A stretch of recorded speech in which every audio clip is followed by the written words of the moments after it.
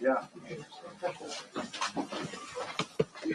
Thank you for coming. You know, I put and I think Raheem Kassam has just put it up.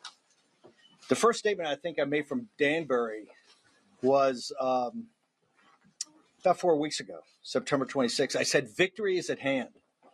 That you can see the collapse of this kind of phony campaign by Kamala Harris, the politics of joy, right? And she had nothing to back it up whatsoever. And you could see the beginning in the polls start to come our way. I'm very proud that the War Room has had President Trump's back, and particularly has been the platform for the grassroots movement to have their voice heard. And I said at that time that with the hard work of the Get Out the Vote effort and the election integrity effort, that we were on the cusp of having an incredible victory that could actually be a potential landslide. Now we come to today, and I'm finally out of being a political prisoner by the Merrick Garland, Kamala Harris, Nancy Pelosi regime. Okay, for standing up for my political beliefs against an illegitimate committee in the House that did not have a ranking member and did not have minority counsel. I went to a federal prison for 4 months. Now, Nancy Pelosi and Kamala Harris and Merrick Garland thought they were going to do two things. Number one, they were going to shut down the War Room and not have that as a voice for the grassroots movement of MAGA in this country. And number two, break me. Well, I think you can see today I'm far from broken. I've been empowered by my 4 months at Danbury Federal Prison. Why was I empowered?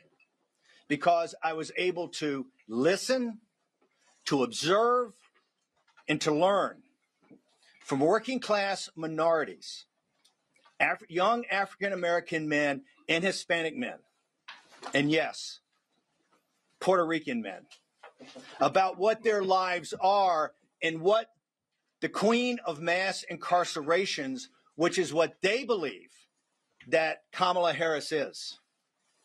She refuses, and she has refused as board czar, to commence any mass deportations of illegal alien or illegal migrant criminals in this country. And today, President Trump with the angel moms actually had to say, we need to set up a form of restitution to reimburse these folks. Kamala Harris, Vice President Harris, as the board czar, has refused to do that and continue on the mass incarcerations. Now, President Trump, and quite frankly, with the visionary leadership at the time of Jared Kushner, President Trump came with the most significant prison reform bill ever created, the First Step Act. And today, 6 years after, and 4 years into the Biden regime, of which Biden in 2020 promised and committed to dramatically decrease the number of incarcerations in federal prisons, and nothing has been done. Nothing's been done. You know, this is criminal negligence by the highest, at the highest levels of BOP, Bureau of Prisons, and the Justice Department. You have particularly minorities, African Americans, and Hispanic men and their families being broken, rotting in federal prisons, when the First Step Act is very clear of what's supposed to happen, and all they do is get spun and spun and spun. The system is broken. Bureau of Prisons is broken. This is not about Danbury and not about the individual. I have many good individuals working at Danbury Federal Prison. The system of the BOP, the system of the Justice Department is broken. They have weaponized the Justice Department against a political movement, a conservative grassroots movement that's had President Trump's back.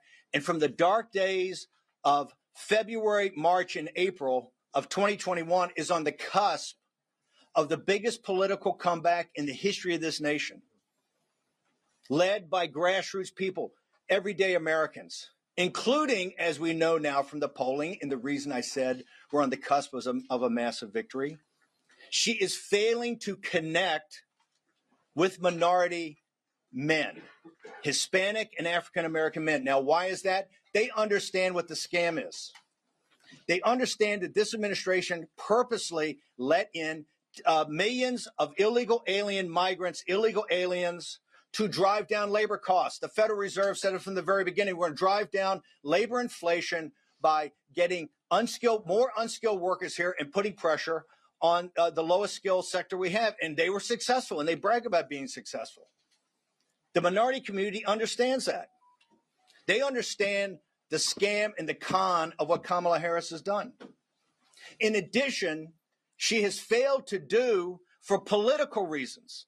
The reason the First Step Act is not implemented among minorities is because Kamala Harris and Merrick Garland and Joe Biden in the White House and Nancy Pelosi understand it'd be a massive political win for President Trump. And that's why they're failing to do it.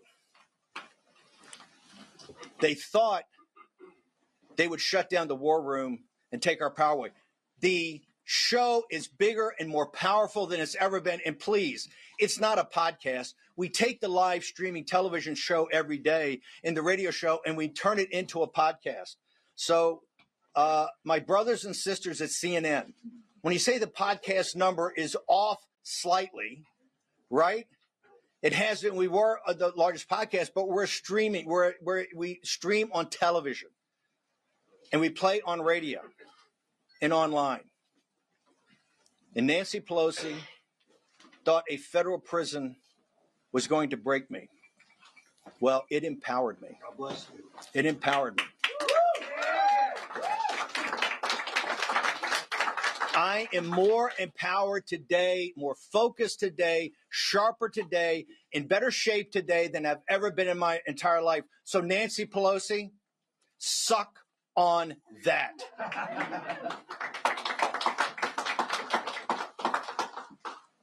The desperation of Kamala Harris and her campaign is obvious.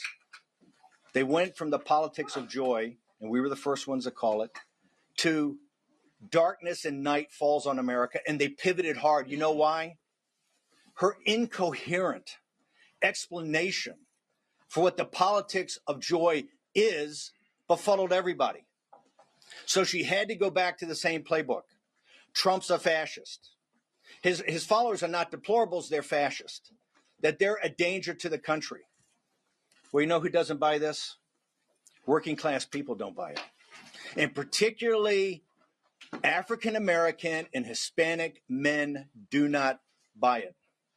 I had a great opportunity at Danbury, and I want to thank the Education Department of Danbury Correctional Institution for allowing me to teach, yes, civics and government. I had, I think, close to 100 students in 3 different classes.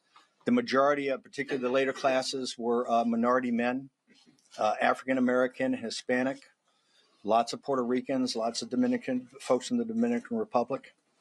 And if you had a chance to read Vanity Fair, the cover story on our populist nationalist beliefs, you can see that it talks about economics.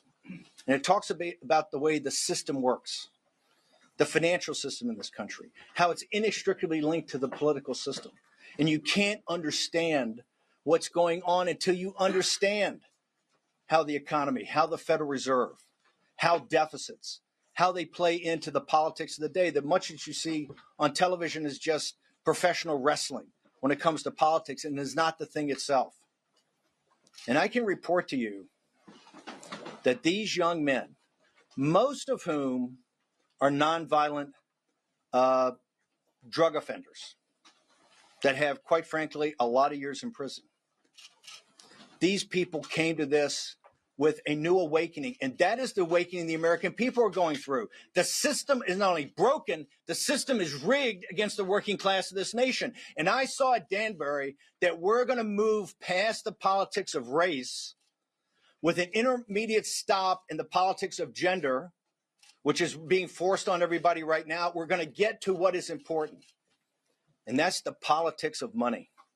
And once we get to the politics of money, there's going to be some fundamental changes in this country. I want to thank you folks for coming. I'm far from broken, and I appreciate you guys attending. And I will tell you, if President Trump's grassroots forces combine as we can combine right now, You're going to see unbelievable numbers next Tuesday. However, the Democrats are not going to give up. They just hired Mark Elias. And you only hire Mark Elias, who I think is the toughest election lawyer in the country. You only hire Mark Elias when you want to go to the mattresses. They understand they can't beat us at the ballot box. We're going to have a reprise of 2020 where they're going to try to do everything humanly possible to nullify Trump's election and delegitimize his second term. And I can tell you right now that the working class people in this country, the middle class people in this country that support Donald John Trump are not going to let that happen. I'll take some questions. Okay, so please introduce yourself before asking your question. Hey, Steve. Good to see you. Tim Miller. Tim Miller. From the Bulwark. I was listening to your Not a podcast this morning. Do you have the pukas on today, or we have the pearls? I'm clear. No pukas or pearls? No pukas or pearls? No pearls or pukas today. Sorry. This is Tim Miller, one of my favorite guys from MSNBC in the Bulwark. Used to be the spokesman for the Republic. When I met Tim as a younger man, he was the spokesman for the RNC, the old RNC, the establishment RNC, the RNC of Mitt Romney, not the RNC of Donald Trump. But go ahead. Long question. Trip has been, Steve. You said on your Not a podcast today that the fight will continue from November 5th to Inauguration Day. Yes. With January 6th being a key part of that. Yes. So are you planning an encore from the last year? No, Jamie Raskin. I think, Tim, what you ought to focus on is Jamie Raskin. Jamie Raskin saying right now, if they take the House by one seat, that they will go back to their committee report and they will say President Trump's an insurrectionist, that Bannon went to prison, Navarro went to prison, President Trump's been indicted, and they will sit there and go, hey, the Supreme Court may have issued a 9-0 opinion about him being on the ballot, but it doesn't mean we have to sit him as president. This is what they're thinking up right now. Nancy Pelosi gave an interview to Rolling Stone magazine. She said her number one priority is to make sure that Donald Trump is not only not elected, a reelected president of the United States, but he never sets foot in the White House. Nancy Pelosi and Jamie Raskin right now are thinking about, and they're very open about it, of not certifying a Trump victory on November 5th. And that's not me saying, that's Jamie Raskin saying it. Kamala Harris victory. What are your plans for after November 5th if it's a Kamala Harris victory at the ballot box? We're going to make sure that Kamala Harris doesn't win on November 5th. Yeah. We're highly confident. We've seen the polls. You've seen the numbers coming in. We're going to look. We believe in the American system of democracy. We believe that, and the reason we like democracy, we're winning, right? And we're going to win on November 5th. Yes, I do just wonder then if you do agree with me on Jamie Raskin that Jamie Raskin's already said they're not going to certify President Trump. I don't agree with that. I do wonder though. You were teaching civics. You're out of prison. I wonder if you're a reformed. Looking back on the last January 6th and the fact that you incited a mob that ended up. Hang on.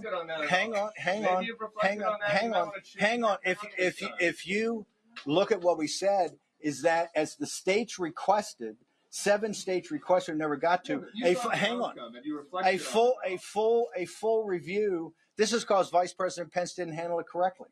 This is because Vice President Pence did not handle it correctly. No, absolutely no change. For the simple reason is that we should have had a review as requested by the states for all 7 states at that time. Okay. Tim, thank you very much. Just one question at a time. Okay. But Tim, if you want to continue to make speeches, it's good television. Since you got out of prison? I got one more. I don't want to talk about personal conversations, but we've had a chat. You have talked with former President Trump this morning? We've had a chat. Have you talked about Election Day coming up? I don't want to discuss what we're talking about, but by the way, he watches the show. He saw the show this morning. The show this morning didn't talk about my time in prison. What it talked about was 2 things. Number one, a massive grassroots effort that's underway that has to culminate on November 5th, particularly in places like Pennsylvania. It looks like max 15% of Republicans will have voted on the mail-in ballot, early voting. Before then, we have to deliver 85% of the people to the polls next Tuesday. He understands that we are the focus and back of people like the Elon Musk of the world and the money he's putting in for his effort, and Charlie Kirk and other independent groups out there that are putting in, that we're driving and enlightening the grassroots movement of the Trump MAGA movement to show up next week. That's number one. And number two, we had Bill McGinley and Mike Davis and others on to talk about the election integrity, the efforts that they're making, and quite frankly, places like Pennsylvania, that looks like the election administration is a little bit of a dumpster fire right now. 4 years ago, you urged then President Trump to declare victory on election night when you knew all well that there was going to be a decent chance that we would not know because ballots had yet to be counted. Hang on. He went out and did exactly that. Have you urged him to do the same thing? Hang on for a second. When I said that 4 years ago, it was, why did I say that? Why did I say that? Because a guy named Mark Elias came up with a report that two individuals, Bill McGinley and Raheem Kassam, helped deconstruct in July of 2020. And he walked through how the Democrat Party was going to steal the election with illegitimate mail-in ballots. He said illegitimate ballots. They were mail ballots that American voters cast. I totally. By the way, we can argue. We can adjudicate that. Hang on. We can argue that. We can argue that President Trump came up at 2:30 in the morning and talked. He should have done it at 11 o'clock at night in 2020. Okay, I am urging President Trump, if the votes come in like it looks like they're going to come in, he should step up and inform the American citizens of exactly what's going on and not keep people in the dark like was done in 2020. So President Trump should step up and walk people through state by state of where these leads are and how these leads came about. We're not prepared. We're not prepared to have in the dark of night all the problems that happened last time. Okay, the 2020 election was stolen. Okay, I will never back off that. And we know that you wanted him to stay on as president. We know that you wanted the election. I didn't want that. What I wanted was I wanted the will of the American people at the ballot box to be effectuated. I want the will of the American people at the ballot box to be effectuated. That's what I wanted. Steve, yes, Robbie sir. Road steamer here. I'm wondering when's the next insurrection, and can we storm the Burger King after this? Like, can we do that? I mean, doesn't he look great now? We were in Danbury the first month together. He looks great. You don't remember me? We were lifting weights and stuff in the weight room. When's the next insurrection? How are we going to do this and stuff, man? You know what? If I'm leaving, I'm having a good time. He looks like Yoda with AIDS right now. Robbie Road, Stephen, no political violence, people. This place smells like mothballs. Yes, sir. Yes, sir. In 2023, you called Elon Musk a running dog for the greatest enemy in China that America has ever had. You called him a war profiteer who's sleeping with the enemy and a globalist who would take a check from Adolf Hitler himself. I want to know whether you stand by all of that today. Elon Musk, as you know, Tulsi Gabbard was a Democrat. Robert F. Kennedy Jr. was a Democrat. Elon Musk was a very progressive Democrat. They've all become awakened by the MAGA movement. Today, I think he's one of the strongest supporters of the MAGA movement. He's gone through a awakening that I think very few have come. I totally disagree with many of his positions, particularly about the Chinese Communist Party and others. But as an American, he has done, I think, something very smart, and that is put money in back of grassroots organizations and people to do something simple. So and that's to get out the vote here in the 2024 election. So you don't mind someone who would take a check from Adolf Hitler as long as it's Donald Trump? No, what I said is he's gone through a great awakening, right? And I think if you talk to him, he has gone through a great awakening. And I think part of that awakening is understand the power of the MAGA movement and the power of grassroots America. Thanks. Yes, sir. Please identify yourself when you ask the Sure, question. Steve Patrioli with Politico. I'm not sure if you saw, but the mayor got indicted while you were away, and there have been members of his legal team who say that his best bet is for a Trump presidency to succeed, and then Trump to pardon the mayor. So I'll repeat the question so people can hear it. So this is a question about Eric Adams and about he thinks about Trump's. I have no earthly idea about Eric. Well, not about. I know see what Eric Adams has been charged with, but I don't think. I think it's. I think it's. I have no earthly idea about that, and all I know is President Trump thinks that New York City, this metropolitan area, is in deep trouble. Right, rising crime. The streets are filthy. I think President Trump has not been a supporter of things doing with Eric Adams, Mayor Adams' administration. So I don't know. You should ask President Trump that. Steve, Andrew Rice from New York Magazine. What are you going to do over the next? You've got 6 days. You're out now. You've got 6 days between now and the election, and maybe some period afterwards, in which this will be still at stake. What are you going to be doing during those days besides the war room? Well, there's a lot of different options. I'm of a strong belief right now. This is New York Magazine asking what myself and War Room is going to do. Obviously, with 7 days or 6 days left, you have to have a convergence of the get out the vote effort.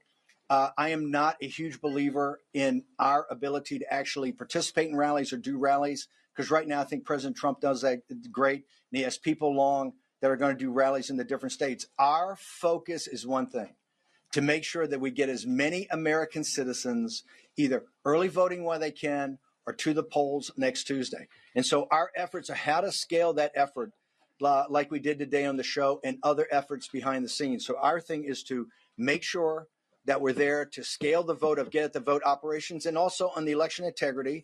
Today we had Bill McGinley, one of the senior lawyers on there, and he's still calling for volunteers. I think there's been 200,000 election integrity volunteers. We need to get people in the counting rooms. We need to get people around the tables to do ballot curing.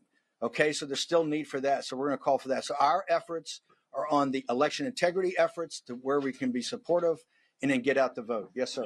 Peter Harrell on the CNBC. If the election is declared in favor of Vice President Kamala Harris, what exactly do you believe former President Donald Trump should do in the following 2 months? Will you unequivocally condemn political violence? Wait, hang on. Who believes in political violence? That's a loaded question. Of course people don't believe in political violence. I was just a political prisoner of a regime that put somebody in prison for what has been a civil charge throughout the history of the country. I think I've been told I'm the only misdemeanor that's ever been at Danbury Prison. I think I'm the only misdemeanor. They told me when I was on trial in federal court in D.C. that I'm the first misdemeanor at a federal level. You know, CNN reported that wrong the other day. I'm not guilty of a felony. That was a misdemeanor. So listen, we have to go through this election, and whoever wins the election wins the election. Okay, I think we can show we're pretty powerful in opposition, right? So if whoever wins, wins. But I can tell you right now, it's not Trump that's hiring Mark Elias. It's not Trump going to the mattresses about election integrity right now. It is Kamala Harris's campaign. And why is she doing that? Because the politics of joy was an epic fail. Now, why was it an epic fail? Because she couldn't take the narrative and actually put together a coherent set of policies that people could understand. And so she's pivoted. She's pivoted worse than Hillary Clinton. She doesn't call people deplorable. She calls them fascist. This rhetoric is dangerous. It's dangerous, and all they're doing is ratcheting it up. And you're going to see the working class people in this country, the middle class people in this country that are in back of the greatest political comeback in American political history are going to say, whoever wins this election wins this election. Yes, sir. My name is Joe the Box. I'm with the America First Warehouse, part of Real American Voice. 1,392 days have been since Ashley Babbitt was shot and murdered at the Capitol. 820 days, Mickey Wickoff, Nicole Reppert sit outside the gulag next to the... Can we get a question? The question is this, sir. Yes, what sir. can we tell them? Because now, 315 in jail, 314 today. What can we tell them to expect? Here's what I think. If you look downrange for a second of President Trump's second term that commences on January 20th, look at what's going to happen. Number one, the debt ceiling. We hit the debt ceiling almost immediately. Number two, you have the expiration of President Trump's tax cuts. Number three, the government runs out of money December 20th. It looks like it's not going to be an omnibus. President Trump has to deal with a massive fiscal crisis, okay, economic and fiscal crisis. In addition, you need to start to do what Kamala Harris failed to do. That's the reason that African-American men and Hispanic men are not voting for her and staying away, is that you have to begin the mass deportations of illegal alien criminals. That is in the first couple of weeks of his second term. There are many things that have to happen and many investigations that should take place under the proper structure, apparatuses, and to be adjudicated.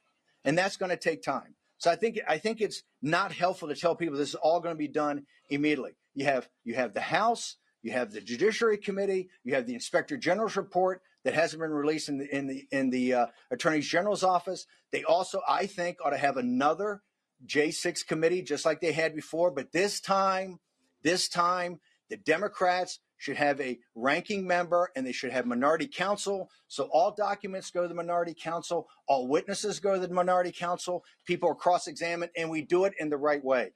But I don't think that that's going to happen right out of the box, because we have such huge financial, well, the reality is we have huge financial and sovereignty issues about what's happened to the borders of this country and what's happening to internally in this country. This is why Hispanics are almost at 50-50 with President Trump. This is why African-American men and Hispanic men are not voting for the politics of joy.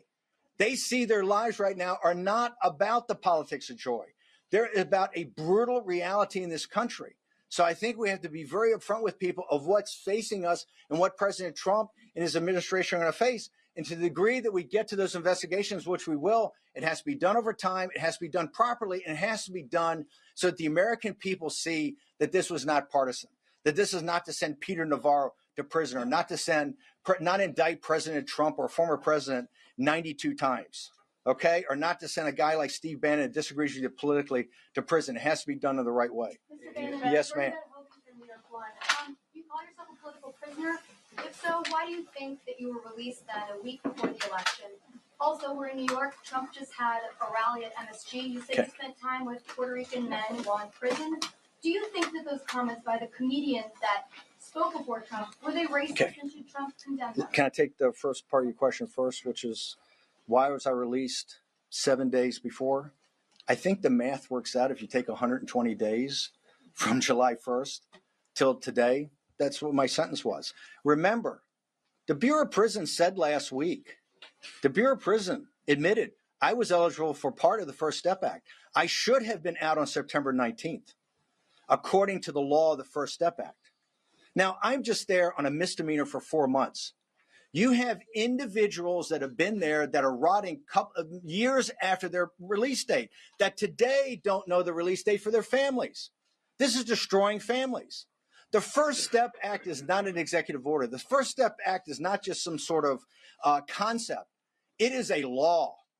And the Justice Department and the Bureau of Prisons are, by criminal negligence, not implementing that law. And they're not implementing that law for one reason, because to implement it the way it's supposed to be implemented is a massive political victory for President Trump, who's the only individual in this country that stepped up and had true prison reform. And this is one of the reasons that African-American families and Hispanic families think so highly of him. And this is one of the reasons that the queen of mass incarcerations, which is Kamala Harris, is not. Let's talk about the Puerto Rican situation. Why is President Trump, why is Florida no longer a battleground state? One of the reasons, and significant reasons, is the Puerto Ricans support of President Trump and his policies. The Puerto Rican people in this country, American citizens, support President Trump and support his policies. Okay? So that some influencer or comedian says something, is it inappropriate? It's definitely inappropriate. Is that the policies of Donald Trump? Absolutely not. If you look at 218 and 219, why is he resonating with Hispanic families almost 50-50? Why with African American men? Because the economic policies of President Trump had blue collar workers getting higher increases than white collar workers, non-college graduates getting higher wage increases than college graduates in 218 and 219, with almost zero interest rates and almost zero inflation. Okay, that made more money in their pocket. They understand the economic times were better then. This is one of the reasons that the politics of joy didn't work. And when she pivoted to this dark night in America, it's not working either. They support President Trump, and he's going to get historic numbers. Now, what the comedian said, or the influencer said, is clearly inappropriate. Okay, but that's not President Trump's policies. President Trump is bringing working class people together. And I can tell you what I saw at Danbury. We're going to move past race, and we're going to get to the discussion about money in this country and who the elites are in this country and who controls this country. Okay, and that is when you're going to see a broad base, even broader base today, populist movement. But thank you. Yes, yes. I heard what you said about Jen Pelton, the Associated Press. Hey, Jim Peltz. You said about focusing on get out vote and election integrity, but has former President Trump asked you to campaign with him, and are you going to do that? Like I said, my focus is on victory next Tuesday at the biggest number possible, because folks don't think it ends on Tuesday. You don't hire Mark Elias to go to the mattresses if you think it's going to end on Tuesday. This is going to take a while to sort through. Okay, and you can see by the election administration problems in Pennsylvania, you see what they're talking about in Maricopa County already, about how long it's going to take to count the votes, right? This is going to go on. So it's most important for President Trump and his followers to make sure that we put up the maximum number possible. And one of the things I don't like, even hearing is people talking about roles in the administration, or people talking about, let's go try to win the popular vote, or people talking about, we're overconfident. There's a lot of confidence. We should run now like we're 20 points behind and run hard. And that's all my focus is. The way that we can scale that on the war room is what I do. Like I said, President Trump's going to do the rallies. His rallies are spectacular. To me, it's walking precincts. It's working phone banks. It's going door to door. It's sending text messages. Yes, ma'am. Shannon Jacobs, Washington Post. What, if anything, has former President Trump asked of you to do behind the scenes in the next week and following that? I don't want to talk about that, but President Trump, look, back in 2021, when some of the Republican establishment abandoned President Trump, the MAGA movement started to actually get about organization, the precinct strategy, and other things like that become organizing principles for him. Right now, the thing that is most important for President Trump and his movement is to have his followers come together in an organized effort, right, to get at as many votes as absolutely possible. And that's the focus in the final 6 days. Remember, normally Thursday before the Tuesday election is when, you get news stories, you get everything. So we have to have people motivated. We have to have people going door to door. All this polling and people talking about, Trump always polls 3 points less. That's all theoretical. What we know is that what happens next Tuesday is fact. And the only thing that matters is votes that can be certified from American citizens. And that's what we're focused on. Yes, ma'am. High likelihood of recidivism right now, Steve, I have to say. Do you have a message? Well, first, as a political person, no. It's so from Tim Miller's own lips, a high degree of recidivism. No, because Kamala Harris, the Biden regime, Merrick Garland, Nancy Pelosi weaponized the justice system in this country against their political opponents. And so if that continues on, right, you may see that. If that continues on, but like I said, I am proud that I went as a political prisoner to Danbury Prison. I served my country on a Navy destroyer in my 20s, and I served my country in a federal prison in my 70s. If you're not prepared to be thrown in prison by this weaponized Justice Department, then you're not prepared to stand up and fight for your country. And I will never back down from that. So thank you, Tim. Yes, ma'am. Do you have a message Wall Street Journal. for Europe? Wall Street Journal. A message for Europe is that President Trump's been a great friend of NATO to make sure the NATO alliance is actually funded by countries in Europe.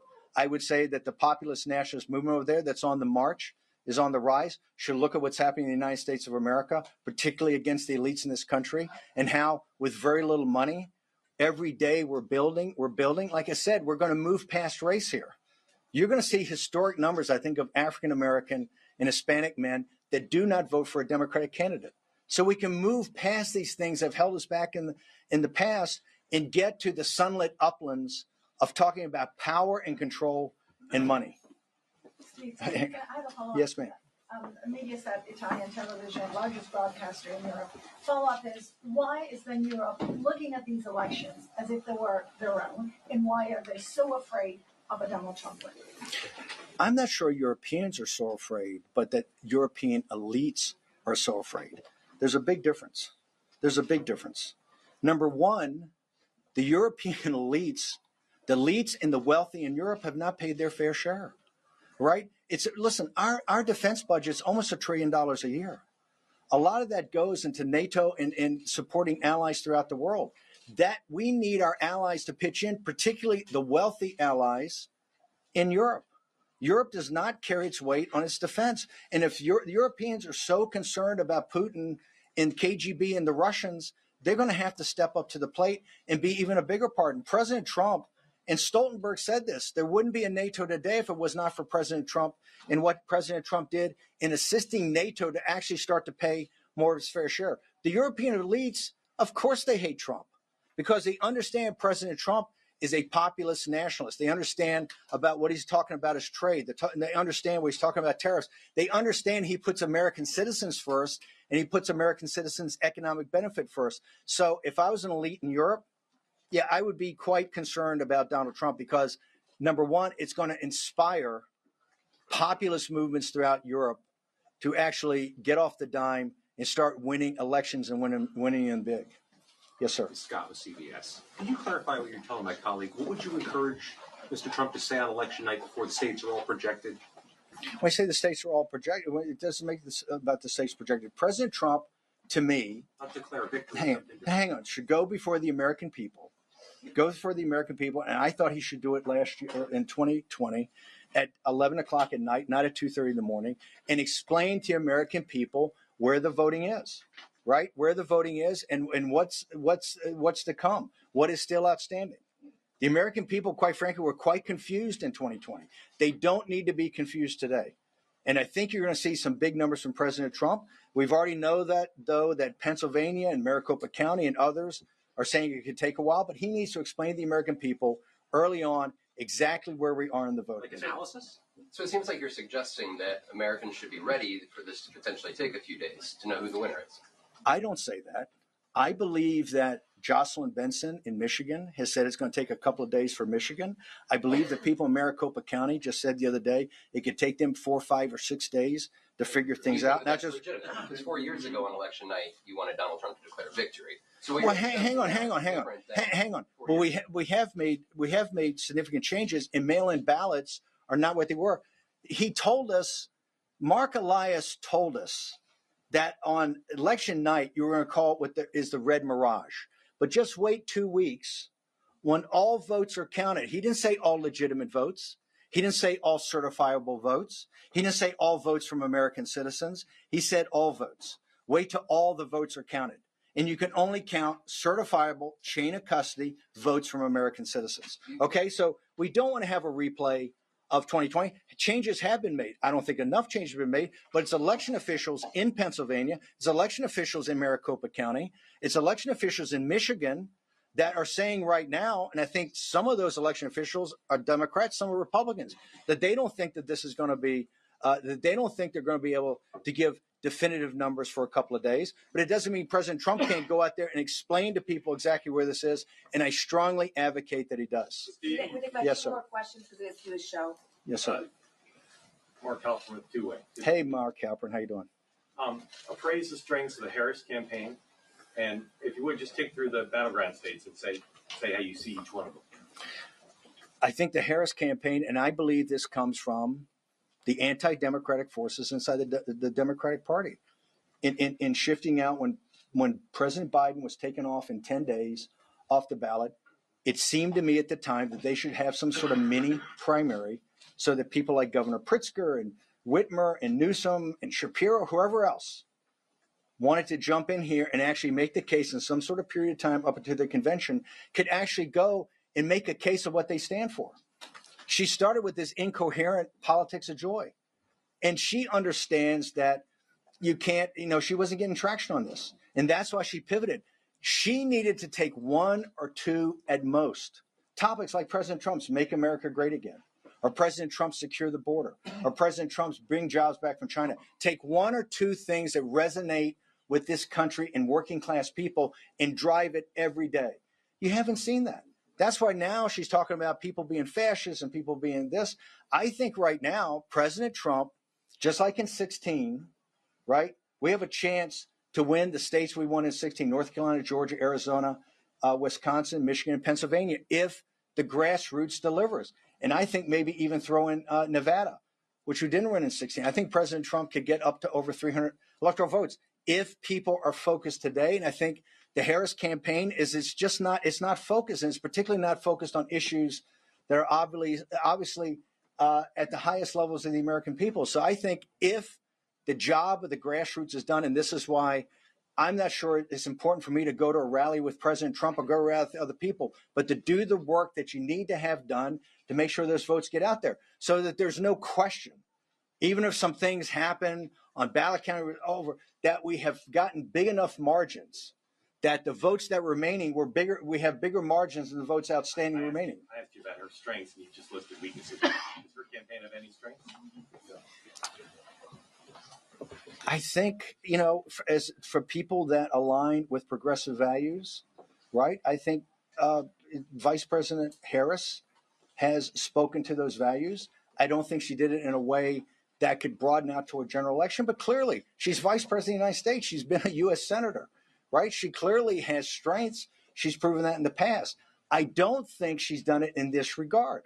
And I think some of her strengths, particularly in areas that she should have been in, like in sitting in the Situation Room and knowing this, when Brett Baer asked her a week ago, what is the number one geopolitical threat to the United States? What is the United States' number one competitor on the world stage? And she instantaneously said Iran. And Brett Baer tried to help her. He says, we know some people say China, hint, hint. She says, oh, no, Iran. If you say that Iran is the number one, a regional power is the number one threat to the United States of America, given what the Chinese Communist Party, which is a mortal enemy, not the Chinese people and not the nation of China, but the Chinese Communist Party, a mortal enemy of the United States. If you sit there and want to be commander in chief and you say the number one threat when you have a chance to back off and say it's Iran, you're not ready to be commander in chief. And clearly you haven't learned anything or anything important in your 4 years as vice president sitting in the Situation Room. Anybody? Yes, ma'am. Conservative TV station in Europe. Yes. I got a question regarding the European issues. The conservatives in Europe view Donald Trump's potential presidency as a hope. I would like to have your comment on that, and I would like you to emphasize on the role of the American Polish voters in the swing state. Well, remember, you have conservatives, and then you have populists, and you have nationalists. I think the populist nationalist wing of those conservative parties, I don't think some of the classic conservatives, just like here in the United States, I think there's elements of the Republican Party that don't see President Trump as an answer. They vehemently disagree with us on tariffs. They vehemently disagree with us on things like the U.S. Steel takeover by Nippon Steel, things that a guy like Fetterman would back, right? So I think some of the classic conservatives don't see President Trump as somebody that represents a policy portfolio that would interest him. But I do think that the populists in those countries do, and I do think the populist nationalists specifically do. Polish voters? Okay, so we've got time for about one more question. Okay, thank you. I'm so glad you're out. So speaking of the money of politics, New York City spends about what organization? Rider Human Events. Okay. Okay, so speaking about the money of politics, New York City spends about $5 billion on illegal aliens. Do you think that was part of the reason why Madison Square Garden, which holds 19,500 seats, had over 200,000 people clamoring to get in, and New Yorkers decked out in MAGA gear? Do you think it's a swing state like Vivek Ramaswamy says in 2024? I think that you saw that when President Trump went to the Bronx, right? Remember, the elites in this country, the reason there are 10 or 15 million illegal alien migrants or illegal alien here in the United States, the Federal Reserve said this. And now the Congressional Budget Office is saying it, that they had to break the back of inflation. They had to drive down. They focused on wage inflation. And where did they focus on wage inflation? They didn't focus on the investment bankers. They didn't focus on the lawyers. And they didn't focus on the fat cats in Silicon Valley. They focused on unskilled labor here in the United States, and they were open about it. The Federal Reserve couldn't be more open about it. And that's what happened. Okay, number one. Number two, they tell you now, well, you can't possibly deport anybody, that the GDP has 1% growth because you have another 10 million consumers. The people that are being destroyed by the 10 to 15 million illegal alien migrants are the working class African Americans and Hispanics who are voting for Donald Trump. These people are very smart, and they see their lived experience every day, whether it's in New York City or throughout other major cities in this country and other states, that their lived experience is worse. And their lived experience is worse because of policies of the powerful, the wealthy, and the strong. Thank you very much. I appreciate you. Thanks.